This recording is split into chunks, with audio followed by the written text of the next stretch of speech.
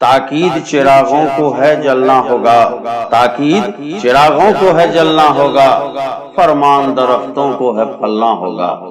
میرے پاؤں تلے بچھا دیے ہو کانٹے، میرے پاؤں تلے بچھا دیے ہو کانٹے، اور حکم ہے کہ ننگے پاؤں چلنا ہوگا۔ میرے محترم بزرگوں دوستو، اللہ رب العزت نے دنیا کو امتحان گاہ بنایا ہے۔ یہاں ہم اور آپ جو بھیجے گئے ہیں یہ آزمائش کے لیے بھیجے گئے۔ قرآن حکیم کی آیت کے مطابق پتہ چلتا ہے کہ اللہ رب العزت نے پورے انسانوں کو دنیا کے اندر آزمائش کے طور پر بھیجا ہے۔ یہ امتحان گاہ بنایا ہے جس کو ہم چراگاہ سمجھ رکھا ہے۔ اللہ رب العزت نے یہاں اپنے خاص بندوں کو مختلف طریقے سے آزمایا ہے۔ جو جتنے خاص رہے ہیں اللہ نے ان کی خاص آزمائش فرمایا ہے۔ چنانچہ حضرت ایوب علیہ السلام کو آزمایا، حضرت ابراہیم علیہ السلام کو آزمایا، حضرت یوسف علیہ السلام کو آزمایا۔ ایک پر ایک نبی آزمائے گئے اور صحابہ کرام آزمائے گئے، بزرگان دین آزمائے گئے۔ آزمائش میں جو کامیاب ہو گیا وہ کامیاب ہو گیا۔ میں اسی روشنی میں دو بھائیوں کا واقعہ سنانے جا رہا ہوں۔ مورخ لکھتے ہیں کہ دو یہودی بھائی تھے، دونوں مچھلی کے شکار کرتے تھے۔ ماشاءاللہ دونوں دولت مند ہو گئے، لیکن ایک وقت آیا کہ دونوں بھائیوں میں سے ایک بھائی نے ایمان قبول کر لیا۔ جب وہ ایمان قبول کیا تو پھر مچھلی کی شکار جو کرنے جا رہے تھے وہ مچھلی کم ملنے لگی۔ اب حالات دن بدن اس کی کمزور ہونے لگی۔ چونکہ انہوں نے اپنی طبیعت سے، اپنی خوشی سے اس نے اسلام مذہب قبول کیا۔ جب مذہب قبول کیا تو اللہ کے خاص بندے میں آئے تو اللہ نے اس کا آزمائش شروع کر دیا۔ پہلی آزمائش ہو گئی کہ ان کے اوپر مصیبت آ گئی، رزق میں کمی آ گئی، اب مچھلی کم ملنے لگی۔ دن بدن ایسا ہوا، کچھ دن گزرا، غربت میں آ گئے۔ جب یہ غربت میں آ گئے تو ان کی بیوی کو لوگوں نے بہکانا شروع کیا، خصوصاً دوسری عورتوں نے بہکانا شروع کر دیا کہ ایمان قبول کرنے کے بعد انسان مفلس ہو جاتا ہے، غریب ہو جاتا ہے، اس کے زندگی میں تنگی آ جاتی ہے۔ اب اس عورت کے سمجھ میں بات آنے لگی، اس نے اپنے شوہر کے سامنے شرط رکھ دیا کہ دیکھو تم اسلام دھرم تو قبول کر لیے، لیکن جب سے اس دھرم میں آئے تو اب ہمارے روزی کم ملنے لگی، غربت میں ہم پھنسنے لگے۔ تم پہلے مچھلی مارتے تھے تو کنٹل بھر مچھلی آ جاتا تھا، اب تم جاتے ہو مچھلی مارنے تو تمہیں مچھلی نہیں مل رہی ہے۔ تو میرے محترم بزرگوں دوستو، اب میاں بیوی میں تضاد پیدا ہو گیا، تم ہم کو طلاق دے دو یا نہیں تو پہلے جو تھے یعنی یہودی بنے ہوئے تھے اسی میں چلے جاؤ۔ اب یہ بیچارہ پریشان ہو گیا، بیوی سے کہا کہ ٹھیک ہے ہمیں تھوڑا مہلت دے دو۔ 1 مہینے کا بیوی سے وقت لیا۔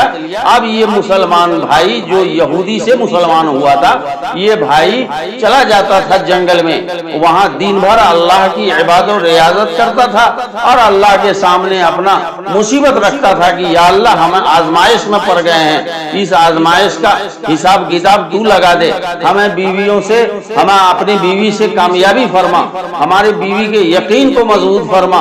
اور یہ شام میں آتا تھا، بیوی نے پوچھا کہ کیا کہاں گئے تھے، کہاں جاتے ہو؟ تو کہا کہ ہم نے بڑے بادشاہ کا کام پکڑ لیا ہے، جو بادشاہوں کا بادشاہ ہے، لیکن وہاں مزدوری صبر کے ساتھ ملتی ہے، ہمیں 1 مہینہ صبر کرنا ہوگا، 1 مہینہ کے بعد ہمیں بہت زیادہ مزدوری ملنے والی ہے، تو 1 مہینے کا مہلت دو۔ بیوی نے اسے مان لیا اور کہا کہ تم کو مہلت دیتی ہوں 1 مہینے کی۔ چنانچہ وہ 1 مہینہ کا وقت لیا، بیچارہ اپنا جانے لگا، لیکن وہ عبادت و ریاضت میں لگا رہتا تھا، اللہ پر اسے پورا یقین تھا، اللہ رب العزت کے سامنے اپنا مسئلہ رکھ دیا۔ چنانچہ اس طرح اس کے دن گزرتے گئے، 29 دن گزر گئے۔ 30واں دن بیوی نے یاد کرایا کہ آج تمہارا مہینہ پور گیا ہے، اور اسے بورا دیا کہ لو آج تو بادشاہ کے یہاں سے تمہیں مزدوری ملے گی۔ اب یہ بیچارہ گھر سے نکلا، سوچا کہ پتہ نہیں ہم تو جو ہے اس سے وعدہ کیے ہیں کہ اللہ دے گا، لیکن صبر تو کرتا رہا، لیکن 30واں دن جو ہے یہ تھوڑا سا پریشان ہو گیا کہ اگر آج نہیں ملا تو پھر بیوی کا مسئلہ پھنس جائے گا۔ چنانچہ وہ ایک یہودی دوست تھا اس کا، اس کے پاس چلا گیا اور وہاں جا کے سامنے بات رکھا کہ ہمیں کچھ دنوں کے لیے کچھ پیسے قرض دے دو، انشاءاللہ بعد میں ادا کریں گے۔ دوست کے یہاں وہ موجود ہی تھا۔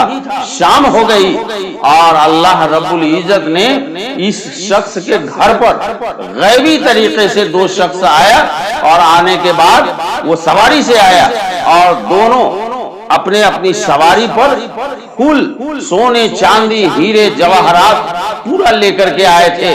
اس نے اس عورت کے دروازے پر آواز لگایا اور کہا کہ تمہارے شوہر کہاں ہیں؟ کہا کہ گئے ہیں۔ کہا کہ نہیں، یہ تو بادشاہ کا کام پکڑا تھا، 29 دن تک حاضر رہا، آج مزدوری لینے کے دن وہ غیر حاضر ہو گیا ہے، وہ پہنچا نہیں ہے۔ لو آج وہ بادشاہ نے اس کو سامان دے دیا ہے۔ جب اس کے آنگن میں غیبی شخص نے جو اپنا سواری کا بوریاں اٹھا کر کے رکھا تو دیکھا کہ اس میں ہیرے ہیں، اشرفی ہیں، جواہرات ہیں۔ عورت دیکھ کر دنگ ہو گئی۔ شام میں اس کا شوہر آیا اور بتایا کہ آپ کہاں چلے گئے تھے؟ آپ غیر حاضر رہ گئے اور دیکھیے یہاں آپ کا جو ہے سامان آ گیا، آپ کہاں غائب ہو گئے تھے؟ یہ بیچارہ دیکھا، فوراً سجدے میں چلا گیا، شکریہ ادا کیا، یا اللہ اگر حقیقت یہ ہے کہ ہم تو تیرے سامنے مسئلہ رکھا، صبر تو کرتے رہے، لیکن آج میں مزدوری لانے نہیں جا سکا، لیکن اے خدا تو واقعی شہنشاہوں کا شہنشاہ ہے۔ قرآن کریم میں آیا ہے قل اللہم مالک الملک تؤتی الملک من تشاء وتنزع الملک ممن تشاء وتعز من تشاء وتذل من تشاء۔ سارے بادشاہوں کا بادشاہ وہی ہے، وہ جس کو چاہتا ہے بادشاہت دے دیتا ہے، جس سے چاہتا ہے بادشاہت چھین لیتا ہے، وہ وہی عزت دیتا ہے، وہ جس کو جتنا چاہتا ہے روزی دے دیتا ہے۔ میرے محترم بزرگوں، دوستو، اگر اللہ پر یقین کیا جائے، صبر سے کام لیا جائے تو صبر کا پھل میٹھا ہوتا ہے۔ صبر کرتے رہو، یقین اللہ پر رکھو تو نشے پر نشے من اس قدر تعمیر کرتا جا کہ بجلی گرتے گرتے آپ خود بیدار ہو جائے۔ یعنی اللہ پر اتنا یقین رکھو اور اتنا اعتماد رکھو کہ حالات جب آ جائے تو صبر شکر سے کام لو، اللہ کا شکر اور صبر کرو، انشاءاللہ آزمائش میں کامیاب ہو جاؤ گے۔ اللہ پر یقین رکھنے والا کبھی محتاج نہیں ہوتا۔ اللہ تعالیٰ کہنے سننے سے زیادہ عمل کی توفیق عطا فرمائے۔